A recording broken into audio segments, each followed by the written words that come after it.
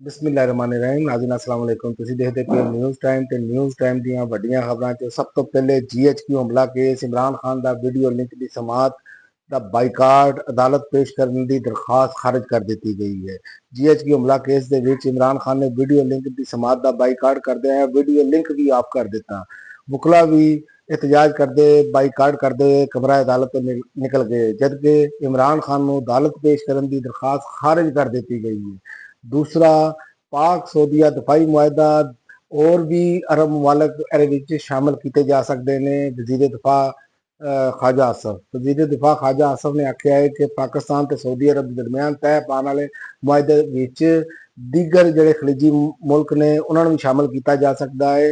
ਇਸ ਮੁਆਹਦੇ ਨੂੰ ਦੋ ਤਰਫਾ ਤਾਵਨ ਤੋਂ ਬਾਲਾਤਰ ਹੋ ਕੇ ਤਫਸੀਲ ਦਿੱਤੀ ਜਾਏਗੀ ਤੇ ਭਾਰਤ ਦੀ ਫਜ਼ਾਈ ਹਦੂਦ ਬੰਦ ਕਰਨ ਵਾਸਤੇ ਮਜ਼ੀਦ ਤੌਸੀਹ ਕਰ ਦਿੱਤੀ ਹੈ। ਪਾਕਿਸਤਾਨ ਨੇ ਭਾਰਤੀ ਫਜ਼ਾਈ ਹਦੂਦ ਦੀ ਬੰਦਿਸ਼ 24 ਅਕਤੂਬਰ ਤੱਕ ਤੌਸੀਹ ਕਰ ਦਿੱਤੀ ਹੈ ਤੇ ਦੂਜਾ, ਭਾਰਤੀ ਫੌਜੀ ਅਫਸਰਾਨ ਤੇ ਅਗਵਾਨ ਵਚਿੰਦੇ ਪਾਕਿਸਤਾਨ ਦੇ ਵਿੱਚ ਦਹਿਸ਼ਤਗਰਦੀ ਦੇ ਵਿੱਚ ਮੁਲਵਸ ਨੇ। ਡੀਜੀਆਈਐਸਪੀਆਰ ਲੈਫਟੀਨੈਂਟ ਜਨਰਲ ਅਹਿਮਦ ਸ਼ਰੀਫ ਚੌਧਰੀ ਨੇ ਵਾਜ਼ਿਆ ਕੀਤਾ ਹੈ ਕਿ ਮੁਸਤਨਦ ਸ਼ਵਾਹਦ ਮੌਜੂਦ ਨੇ, गैर कानूनी अगवानी वशिंदे दहशतगर्दी ते संगीन जराइम मुलवस ने।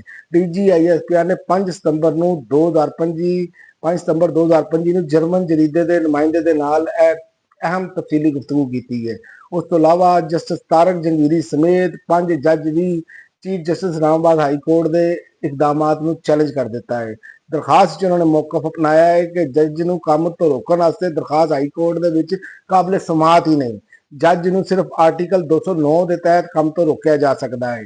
5 ਜੱਜਾਂ ਨੇ ਦਰਖਾਸਤ ਵਿੱਚ ਇਸਤਦਾ ਕੀਤੀ ਹੈ ਕਿ ਚੀਫ ਜਸਟਿਸ ਇੰਤਜ਼ਾਮੀ ਇਖਤਿਆਰਾਤ ਜੱਜਸ ਦੀ ਅਦਾਲਤ ਦੀ ਇਖਤਿਆਰਾਤ ਖਤਮ ਨਹੀਂ ਕਰ ਸਕਦੇ। ਚੀਫ ਜਸਟਿਸ ਚੱਲਦੇ ਮੁਕੱਦਮਾਤ ਦੇ ਵਿੱਚ ਦੂਸਰੇ ਬੈਂਚ ਨੂੰ ਮੁਕੱਦਮਾ ਮੁੰਤਕਿਲ ਨਹੀਂ ਕਰ ਸਕਦੇ। ਚੀਫ ਜਸਟਿਸ ਦਸਤਿਆਬ ਜਸਟਿਸ ਜੱਜਾਂ ਨੂੰ ਰੋਸਟਰ ਤੋਂ ਨਹੀਂ ਕੱਢ ਸਕਦੇ। ਔਰ ਉਸ ਤੋਂ ਇਲਾਵਾ फ्रांस ने खबरदार करता है ईरान ਨੂੰ। फ्रांस ने आख्या है कि ईरान ਤੇ अक़वाम मुत्तहिदा दी पाबंदियां दोबारा आयद कर दित्तियां जाणगीਆਂ। फ्रांस के सदर मैक्रोन ने आख्या है कि ईरान ਤੇ अक़वाम मुत्तहिदा दी पाबंदियां दोबारा आयद कर दित्तियां जाणगीਆਂ। और उस तो इलावा उन्होंने आख्या है कि यूरोपी ताकतां दी हालिया मुज़ाकराती कोशिशां नूं संजीदगी नाल नहीं लिता गया ते इस महीने दे एंड तक पाबंदियां बहाल हो जाणगीਆਂ। ਤੇ ट्रंप ने अपनी नाकामी का इतराफ़ कर लिया है।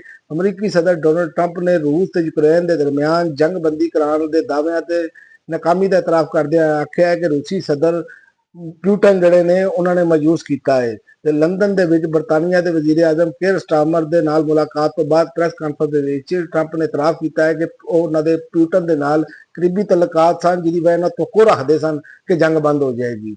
ਉਸ ਤੋਂ ਇਲਾਵਾ ਫਰਾਂਸ ਦੇ ਵਿੱਚ ਲੋਕ ਫਿਰ ਸੜਕਾਂ ਤੇ ਆ ਗਏ ਨੇ। ਬਜਟ ਕਟੌਤੀਆਂ ਦੇ ਖਿਲਾਫ ਮੁਲਕ ਗਿਰ ਇਤਜਾਜ ਕੀਤਾ ਗਿਆ ਹੈ। ਲੱਖਾਂ ਬੰਦੇ ਜਿਹੜੇ ਨੇ ਉਹ ਸੜਕਾਂ ਤੇ ਆ ਗਏ ਨੇ। ਮੁਜ਼ਾਹਰੇ ਦੇ ਦੌਰਾਨ ਮੁਜ਼ਾਹਿਰੀਨ ਤੇ ਪੁਲਿਸ ਦੇ ਦਰਮਿਆਨ ਝੜਪਾਂ, ਜਿਹਦੇ ਵਿੱਚ ਦਰਜਨਾਂ ਜਿਹੜੇ ਨੇ ਬੰਦੇ ਉਹ ਜ਼ਖਮੀ ਹੋ ਗਏ ਨੇ ਤੇ ਸੈਂਕੜੋਂ ਗ੍ਰਿਫਤਾਰ ਕਰ ਲਿੱਤੇ ਗਏ ਨੇ। ਪੁਲਿਸ ਨੇ ਹੰਗਾਮਾ ਰਾਈ ਨੂੰ ਕਾਬੂ ਕਰਨ ਵਾਸਤੇ ਮੁਜ਼ਾਹਿਰੀਨ ਤੇ ਅੰਸ਼ੂ ਗੈਸ ਦੇ ਸ਼ੈੱਲ ਜਿਹੜੇ ਨੇ ਉਹ ਫਾਇਰ ਕੀਤੇ, ਜਿਹਦੇ ਨਤੀਜੇ 'ਚ 100 ਤੋਂ ਜ਼ਿਆਦਾ ਬੰਦੇ ਜ਼ਖਮੀ ਹੋ ਗਏ ਨੇ। ਤੇ ਲੰਡਨ ਦੇ ਵਿੱਚ ਤਾਰੀਖੀ ਫੰਡ ਰੇਜ਼ਿੰਗ ਸ਼ੋਅ ਫਲਸਤੀਨ ਵਾਸਤੇ $2 ਮਿਲੀਅਨ ਜਮ੍ਹਾਂ ਹੋ ਗਏ ਨੇ। ਲੰਡਨ ਦੇ ਵਿੱਚ ਫਲਸਤੀਨੀ ਆਵਾਮ ਦੀ ਮਦਦ ਵਾਸਤੇ ਸ਼ਾਨਦਾਰ ਫੰਡ ਰੇਜ਼ਿੰਗ ਕਨਸਰਟ ਮੁਨੱਕਦ ਕੀਤਾ ਗਿਆ, ਜਿਹਦੇ ਦੌਰਾਨ $2 ਮਿਲੀਅਨ ਜਮ੍ਹਾਂ ਕਰ ਦਿੱਤੇ ਗਏ ਨੇ। ਵੈਂਬਲੇ ਅਰੀਨਾ ਵਿੱਚ ਹੋਣ ਵਾਲੇ ਟੂਗੈਦਰ ਫॉर ਫਲਸਤੀਨ ਕਨਸਰਟ ਦੇ ਵਿੱਚ ਬਰਤਾਨਵੀ ਤੇ ਫਲਸਤੀਨੀ ਫਨਕਾਰਾਂ ਨੇ ਪਰਫਾਰਮ ਕੀਤਾ ਤੇ ਤਕਰੀਬ ਦੇ ਦੌਰਾਨ ਇੱਕ ਨੌਜਵਾਨ ਨੇ ਫਲਸਤੀਨੀ ਗੁਲੂਕਾਰਾਂ ਵਾਸਤੇ ਖਸੂਸੀ ਨਗਮਾ ਵੀ ਪੇਸ਼ ਕੀਤਾ, ਜਿਹਨੂੰ ਸ਼ੁਰਕਾ ਨੇ ਬੇਹੱਦ ਸਰਾਇਆ। ਤੇ ਇਸ ਤੋਂ ਇਲਾਵਾ ਗਜ਼ਾ ਦੇ ਵਿੱਚ ਕੈਦ ਤੇ ਆਲਮੀ ਚੀਖਾ ਪੁਕਾਰ ਦੇ ਬਾਵਜੂਦ ਅਮਰੀਕਾ ਨੇ ਜੰਗਬੰਦੀ ਦੀ ਕਰਾਰਦਾਦ 6ਵੀਂ ਵਾਰੀ ਵੀਟੋ ਕਰ ਦਿੱਤੀ ਹੈ। ਅक़वाम मुत्तहिदा सलामती कौंसल ਦੇ ਵਿੱਚ ਫਲਸਤੀਨ ਦੇ ਵਿੱਚ ਫੌਰੀ ਤੇ ਗੈਰ ਮਸ਼ਰੂਤ ਜੰਗਬੰਦੀ ਦੀ ਕਰਾਰਦਾਦ ਨੂੰ ਅਮਰੀਕਾ ਨੇ 6ਵੀਂ ਵਾਰੀ ਵੀਟੋ ਕਰ ਦਿੱਤਾ ਹੈ, ਜਦਕਿ ਕਰਾਰਦਾਦ ਦੀ ਨੂੰ ਜਿਹੜੀ ਹਮਾਇਤ ਸੀ 14 ਮੁਲਕਾਂ ਦੀ ਹਾਸਲ ਸੀ। ਹੁਣ ਤੱਕ ਲਈ ਨਾਜ਼ਰੀਨ ਇੰਨਾ ਹੀ। ਅਗਲੀ ਵੀਡੀਓ ਤੱਕ ਇਜਾਜ਼ਤ ਦਿਓ। ਅੱਲਾਹ।